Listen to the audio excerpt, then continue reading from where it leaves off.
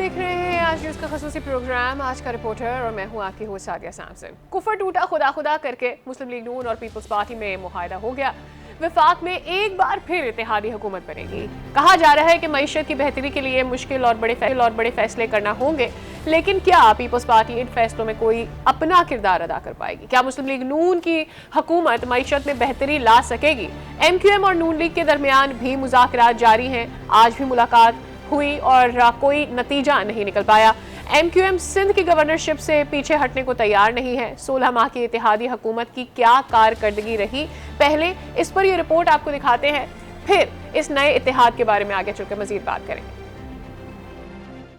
11 जमातों का इत्तेहाद, 16 माह की मियाद, सियासत को रियासत पर कुर्बान करने का बयानिया। मुस्लिम लीग नून के सदर शहबाज शरीफ ने 11 अप्रैल 2022 को 23वें वज़ीर आज़म की हैसियत से हल्फ उठाया। 9 अगस्त 2023 को मुद्दत का खात्मा हुआ। 16 माह के दौरान इत्तेहादी हुकूमत को माशी, हाजा और सियासी महाज समेत कई चैलेंजेस का सामना रहा। इस अरसे में आवाम को भी शदीद माशी मुश्किलात का सामना रहा। इब्तिदा में मिफ्ता इस्माइल, फिर इसहाक डार ने वजारत खजाना संभाली, लेकिन IMF प्रोग्राम ने सब तजुर्बे और महारत को नाकाम बना दिया। बैरून कर्जे की मद में मुल्क पर कर्जों के हुजूम में तकरीबन 16,000 अरब रुपए का इजाफा हुआ। डॉलर के मुकाबले रुपए की बेतौकीरी देखने में आई। अप्रैल 2022 में 179 रुपए का फरोख्त होने वाला डॉलर 300 की हद तक गया। अफराते ज़र की शरह 13.4% से बढ़कर 28.3% तक पहुँची। 150 रुपए में फरोख्त होने वाला पेट्रोल 273 रुपए फी लीटर तक पहुंचा। 16 माह में बिजली के बिलों ने भी शहरियों की चीखें निकाल दी। मैशियत के तीनों बड़े शोबों में पैदावार कम होने की वजह से मैशियत एक साल में 6.1% से 0.29% तक सुकड़ गई। ज़राअत में शरह अफजाइश 1.55% और सर्विसेज सेक्टर में 0.86% रिकॉर्ड की गई, जबकि सनती नमो की रफ्तार -2.94% रही। अब इस पर ये भी जानना चाहेंगे आगे चलकर कि आवाम इस बारे में क्या कहती है, और ये कि जो इस वक्त दीगर जमातें हैं जो कि इस इत्तेहाद में शामिल नहीं हैं, वो मईशत के बेहतरी के लिए क्या समझती हैं कि क्या होना चाहिए। हमारे साथ मौजूद हैं तर्जुमान JI असलम गौरी साहब, और हमें ज्वाइन करेंगे कैसर साहब भी, और कैसर साहब से भी जानेंगे कि इस वक्त जमात इस्लामी क्या सोच रही है। चूँकि कराची में जो धांधली की बात कर रहे हैं, उसके बाद अब क्या ऑपोजिशन में बैठकर क्या किरदार अदा करेंगे, ऑपोजिशन में बैठेंगे नहीं। हमारे नुमाइंदे फहद भी हमारे साथ मौजूद होंगे, उनसे भी सूरत हाल जानेंगे कि इस वक्त जो गठजोड़ है वो किस तौर से बनता हुआ नजर आ रहा है। फहद, इससे पहले कि मैं आपकी जानिब जाऊं, असलम गौरी साहब बहुत शुक्रिया आपने वक्त निकाला आज न्यूज़ के लिए। जानना ये चाहते हैं कि इससे पहले हमने PDM इत्तेहाद देखा जिसमें आप भी शामिल थे, अब उस इत्तेहाद में आप हमें फिलहाल नजर नहीं आ रहे। मईशत की जो सूरत हाल है उसको पेश नज़र रखते हुए अब जो हुकूमत बनती दिख रही है, वो तो ये समझते हैं कि बड़े फैसले करने होंगे। पिछली जो PDM की कारकर्दगी रही है उसमें चूंकि आप भी मौजूद थे, कितने मुतमईन हैं तमाम तर महंगाई और आवाम जो पिसे हुए हैं इस परेशानी में महंगाई की वजह से, उनको कितना मुतमईन कर सकी है PDM अपने पिछले दौर में? जी, आपने मुझे लिया अपने प्रोग्राम में लिया। बात यह है कि असल में आपने रात देखी होगी प्रेस कॉन्फ्रेंस, जो सदर पाकिस्तान बनने जा रहे हैं, जो वज़ीर आज़म पाकिस्तान बनने जा रहे हैं, तो बेचारे ऐसे बैठे हुए थे जैसे किसी ने बंदूक की नाली पे उनसे अपना ये प्रेस कॉन्फ्रेंस करवाई है। तो अब ये सूरत हाल है उनकी, और किसी ने इस पे बात नहीं की कि मुल्क की मईशत का क्या होगा, इस मुल्क की मईशत का सलूशन क्या होगा। सब पार्टियां पिछले एक हफ्ते से इसी पे लगी हुई हैं। तो कोई कह रहा है मुझे सदारत चाहिए, कोई कहता है वज़ारत उज़्मा चाहिए, कोई कहता है मुझे गवर्नर चाहिए। बंदर बांट पे लगे हुए हैं, इनके पास कोई मैंडेट नहीं है, आवाम का मैंडेट नहीं है इनके पास। ये सादा अक्सरियत भी किसी एक के पास नहीं है। मिलजुल के ये जो कुछ तैयार कर रहे हैं, चूचू का मुरब्बा जो बना रहे हैं, मैंडेट किसके पास है? फिर मैंडेट जो जिसके पास मैंडेट है, जो सबसे ज्यादा जीते हैं, उनको मौका मिलना चाहिए। जो भी है, जो लोग भी हैं, अगर आजादों के पास मौका मिलना चाहिए। अगर उनके पास होना चाहिए था कैसर साहब? देखिए, जो हुकूमत इस तरह की कमजोर जो हुकूमत इस तरह की कमजोर हुकूमत होगी और बैसाखियों पे खड़ी होगी, वो क्या मुआशी फैसले कर सकेगी? क्या वो IMF को डील कर सकेगी? क्या वो वर्ल्ड बैंक को डील कर सकेगी? क्या वो दूसरे कंट्रीज को डील कर सकेगी, चाइना को या दूसरे मालिक को? जिस हुकूमत को ये नहीं पता कि मेरे दौरानिया कितने हैं, मैं कितने दिन के लिए आए हैं, हम लोग कितने दिन के लिए रहना है, कोई इन पे एतमाद कर सकेगा? तो नतीजा वही होगा कि महंगाई का एक तूफान है, बदतमीजी उठने वाला है। और आप देख रहे हैं कि तासुर लग रहा है कि जो पिछला इत्तेहाद था वो भी अपना टारगेट अचीव नहीं कर पाई, आप ये कहना चाहते हैं। लेकिन मेरे लिए सवाल ये बनता है कि उस हुकूमत में तो आप भी शामिल थे, फिर उस इत्तेहाद में जो पिछला इत्तेहाद था हम उसमें शामिल थे और हमने उस वक्त मुल्क को डिफॉल्ट होने से बचाया था और उसके लिए हमने कुर्बानियां दी, अपनी सियासत की कुर्बानी दी और हमने मुल्क को डिफॉल्ट होने से लेकिन बचाया। फिर तो असलम साहब आपको मुतमईन होना चाहिए ना, वही एक बार फिर से हुकूमत बनने चाहिए। फर्क सिर्फ ये है कि इसमें आप शामिल नहीं हैं और आपके तहफ्फुज़ात हैं। हुकूमत एक मजबूत हुकूमत थी, उसके पास अब मैंडेट था, इनके पास किसी के पास मैंडेट नहीं है। किसी के पास 70 आदमी है, किसी के पास 50 आदमी है, इनके पास मैंडेट नहीं है, सादा अक्सरियत नहीं है। इंडिपेंडेंस का मेरे ख्याल में कह रहे हैं कि मैंडेट उनके पास था, तो क्या उनको हुकूमत बनाने देनी चाहिए थी? ये कहना चाह रहे हैं कि बाकी सबको दस्तबरदार हो जाना चाहिए था कि पीटीआई के जो आज़ाद उम्मीदवार हैं उन्होंने अक्सरियत हासिल की है और वो हुकूमत बनाए। मैं सिर्फ आपसे जानना चाह रही हूँ, is it what you want to say? आपने मौलाना साहब ने मियां नवाज शरीफ साहब को पैगाम पहले दिन ही अपनी प्रेस कॉन्फ्रेंस में दिया था कि आप आए हमारे साथ अपोजिशन में बैठे, आपके पास मैंडेट नहीं है।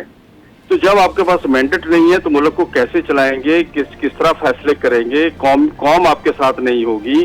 तो मैं समझता हूं कि ये बहुत ही अजीबोगरीब सी हुकूमत होगी कि जो ना कोई फैसले कर सकेगी। अलबत्ता इन्होंने ओहदों की बंदरबाट कर ली है और ये इस ओहदों पे कितने दिन चलते हैं आपस में मिलके, जो दिन हुकूमत साजी नहीं कर सके और बैठ के तय नहीं कर सके मामला, तो अब भी यही हाल है।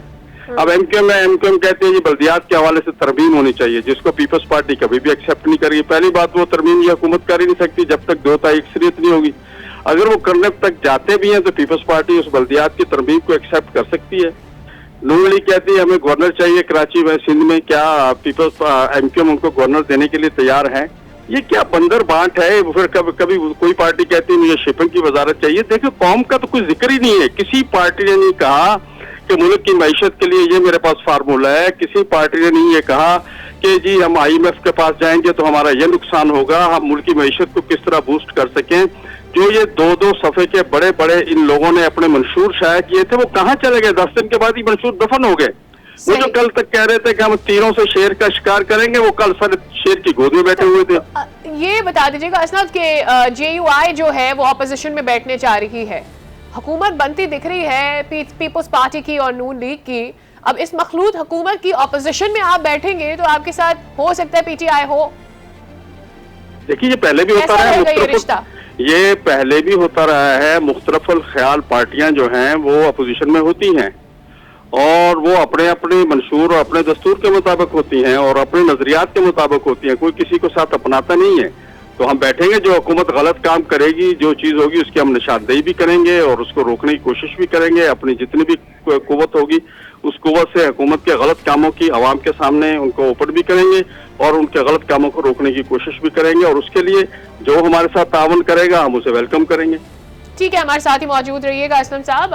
हम अपने नुमाइंदे को शामिल करना चाहेंगे प्रोग्राम में। फहद, आगाह कीजिएगा, मीटिंग्स हो रही हैं। अब जो कहा जाए कि मोस्ट ऑफ द काम जो है ना वो हो चुका है। इन ऑर्डर के ये जानना बड़ा मुश्किल हो पा रहा था कि पीपल्स पार्टी और नून लीग कहां तक इत्तेहाद कर पाएंगे और कब ये हो पाएगा। 6 अदवार हुए, मामला कुछ हद तक तय पा गए। MQM वाला मामला अभी भी लटका हुआ है गवर्नरशिप का। क्या खबरें आ रही हैं? कामरान टेसोरी साहब के नाम पर रुकी हुई है MQM, नून लीग क्या कहती है? देखिए, बिल्कुल वफाकी दारुल इस्लामाबाद में मुस्लिम लीग नून की जानिब से आज 4 अहम पार्टियों के साथ मुलाकात की गई, इजलास मुनक्किद किए गए, जिनमें MQM, JUI, बलोचिस्तान अवामी पार्टी और इसके साथ तहरीक इस्तेकाम पार्टी के साथ उनकी मुलाकातें हुई, जिसकी सरबराही मुस्लिम लीग नून की जानिब से सेंटर इसहाक डार की जानिब से की गई। हमने देखा कि गुज़िश्ता रोज़ भी जो शहबाज शरीफ है, बिलावल भुट्टो जरदारी, असफ जरदारी की जानिब से एक मुश्तरका प्रेस कॉन्फ्रेंस भी की गई, जिसमें ये चीज़ तय की गई थी जो सदर मुमलिकत होगा वो पाकिस्तान पीपल्स पार्टी से, जबकि जो वज़ीर आज़म होगा वो मुस्लिम लीग नून से होगा। कौमी असम्बली का जो स्पीकर है वो भी मुस्लिम लीग नून से, जबकि चेयरमैन सेनेट भी जो है पाकिस्तान पीपल्स पीपल्स पार्टी से जो है वो सामने आएगा गवर्नर बलोचिस्तान के हवाले से मुस्लिम लीग नून, जबकि गवर्नर पंजाब पीपल्स पार्टी से आएगा और खैबर पख्तूनख्वा का जो गवर्नर है वो भी पाकिस्तान पीपल्स पार्टी से सामने आएगा। गवर्नर सिंध जो है वो मुस्लिम लीग नून से, जबकि बलोचिस्तान हुकूमत पीपल्स पार्टी की सूरत में सामने आएगी, जबकि सिंध हुकूमत में भी पीपल्स पार्टी जो है वो सामने आएगी। इसी तरह देखा जाए तो जिस तरह पाकिस्तान पीपल्स पार्टी की जानिब से चेयरमैन सेनेट के लिए भी जो है नामजदगी के लिए मुशावरत शुरू कर दी गई है। ज़राए के मुताबिक ये चीज़ सामने आई है कि जो सैयद यूसुफ रज़ा गिलानी है, साबिक वज़ीर-ए-आज़म भी रह चुके हैं, ये एक मजबूत उम्मीदवार के तौर पर सामने आ रहे हैं। यूसुफ रज़ा गिलानी जो है इस्लामाबाद से जो सेंटर मुंतखब होते हैं, इनके 3 साल की मुदत अभी भी बाकी है। अगर चेयरमैन सेनेट बनने की सूरत में यूसुफ रज़ा गिलानी कौमी असम्बली की जो सीट है वो छोड़ देंगे, जबकि उनके सीट छोड़ने के बाद उनके जो बेटे हैं वो ज़मनी इलेक्शन लड़ेंगे। ज़राए का ये बताना है। इसी तरह जिस तरह मुस्लिम लीग नून की जानिब से मुख्तलिफ जमातों के साथ जो है आज इजलास भी मुनक्किद किए गए, जिसमें बलोचिस्तान अवामी पार्टी के साथ भी उनकी मुलाकात हुई। मुस्लिम नून के जो सेनेटर हैं सागदार की सरबराही में उनकी जानिब से मुलाकातों का भी सिलसिला जारी है और जो मुख्तलिफ जो बलोचिस्तान अवामी पार्टी के जो रहनुमा थे उनकी जानिब से इस चीज़ का अदा किया गया था कि जमहूरियत को मजीद मुस्तहकम बनाएंगे और तमाम तर जो चैलेंजेस सामने इनका मिलकर मुकाबला किया जाएगा। बहुत शुक्रिया आप तक तमाम तर तफसीलात जो आपने हमारे साथ शेयर की हैं। असल आपकी जानिब फिर से आ जाते हैं। कुछ दिन पहले जो तमाम तर प्रेस कॉन्फ्रेंसेस हुई, जब ये गठजोड़ का सिलसिला जारी था, उस वक्त ऐसा लगा था कि शायद नून लीग आपसे राब्ता करेगी और हुकूमत में आपका क्या हिस्सा होना चाहिए या क्या सपोर्ट आपकी जानिब से रहेगी, उस पर बात होगी, लेकिन ऐसा हुआ नहीं। कंसिडरिंग के इतने अच्छे ताल्लुकात मियां नवाज शरीफ से, मरियम नवाज साहिबा से रहे हैं, फिर ऐसा क्या हुआ वो जरा बताइएगा आवाम को कि हुआ क्या, वाई अब क्यों नहीं वो नजर आ रही हमें दोस्ती? देखिए, हमने 2018 के इंतखाबात के खिलाफ जो 3.5 साल तहरीक चलाई थी, उस तहरीक का मकसद जो था वो सिर्फ और सिर्फ साफ और शफाफ इंतखाबात था। हमने साफ और शफाफ इंतखाबात के खिलाफ 16 मिलियन मार्चेस किए, हमने आज़ादी मार्चेस किए। मकसद ये था कि इंतखाबात इस मुल्क में साफ और शफाफ हों, अवामी मैंडेट चोरी ना हो। लेकिन 2024 के जो इंतखाबात हुए उनके सामने 2018 के इंतखाबात भी शर्मा रहे हैं। अब सूरत ये कि 14 दिन से बलूचिस्तान बंद पड़ा हुआ है और बलूचिस्तान के फैसले ये इस्लामाबाद के ड्राइंग रूमों में बैठ के हो रहे हैं। तो बलूचिस्तान में जाके देखें वहाँ सूरत क्या है। 14 दिन हो गए, रोडे ब्लॉक हैं, लोग रोडों में बैठे हुए हैं, अपने मैंडेट की चोरी पे एहतजाज कर रहे हैं। आपके पास सिंध में क्या हो रहा है, और लाखों लोग रोडों पे, आपने हैदराबाद में देखा पूरा शहर सिंध बंद है और मुस्तकिल वहाँ धरने चल रहे हैं। तो अवाम का तो मैंडेट चोरी किया गया है। ऐसे इसीलिए हमने उनसे कहा था, मियां साहबान से कहा था, मियां शहबाज शरीफ साहब भी तशरीफ लाए थे, उनसे भी कहा था कि आपका मैंडेट बनता नहीं है, आप ये मुश्किल फैसले ना करें। और फिर मौलाना साहब ने फिर बाकायदा अपनी पार्टी का एक फैसला जो था वो बाकायदा प्रेस कॉन्फ्रेंस के जरिए मियां नवाज शरीफ साहब तक पहुँचाया कि आए आप हमारे साथ मिलकर अपोजिशन करें, आप इस सिलसिले में ना पड़े। लेकिन अफसोस के उन्होंने क्या सोचा है कि हम इक़्तिदार लेना जरूरी है, या उनको लेना पड़ा या उनके गले में डाला। जो एस्टिमेशन लगाया जा रहा है इकोनॉमिकली भी और जिस हिसाब से लोगों ने वोट दिया है, उससे ऐसा लगता है कि नून लीग को इसका नुकसान हुआ है जो पिछली हुकूमत थी। आप क्या समझते हैं कि क्यों नून लीग ने ये हुकूमत लेना चाहिए, अगर आपके इतने करीबी होने के बाद और आपके मशवरे और दूसरों के मशवरों के बाद भी उन्होंने फैसला किया? देखिए, रात जो आपने उनकी मैंने पहले भी अर्ज किया कि जो प्रेस कॉन्फ्रेंस चली है, उस प्रेस कॉन्फ्रेंस की आप वीडियो चला के देखें जरा, आपको अंदाजा हो जाएगा कि ये हुकूमत इन्होंने ली है या इनके गले में पड़ी है। मैं इससे ज्यादा इस पे क्या तबसरा करूं। ठीक, यानी आप ये कह रहे हैं कि नून लीग के गले में ये हुकूमत पड़ गई है, शायद उनकी ये हुकूमत लेने की ख्वाहिश नहीं थी, ऐसा आप कह रहे हैं। असलम गौहर साहब, बहुत शुक्रिया, आपने वक्त निकाला हमारे शो के लिए। और JUI का क्या मौक़िफ़ है अपोजिशन में बैठने के लिए, और इस हुकूमत के बनने के बाद किस हद तक मईशत की बेहतरी पर फोकस है पीपल्स पार्टी का, MQM का और इत्तेहादी जमातें जितनी भी मौजूद है नून लीग के साथ मिलकर जो हुकूमत बना रही हैं, ये आपका मौक़िफ़ था जो कि आवाम तक ज़रूर पहुँच गया है। लेकिन एक मसला जो अभी बहुत ज़्यादा है, वो अहम है, वो ये कि यकीनी तौर पर इत्तेहाद बन रहा है, लेकिन अब कराची में गवर्नरशिप का जो एक मसला अटक गया है, उसका क्या फ्यूचर होगा, ये हर कोई जानना चाहता है। इसके साथ ही आज का रिपोर्टर ख़त्म अपने इख्तिताम को पहुँचा। मुलाकात होगी अगले शो में, तब तक के लिए हमें दीजिए इजाज़त।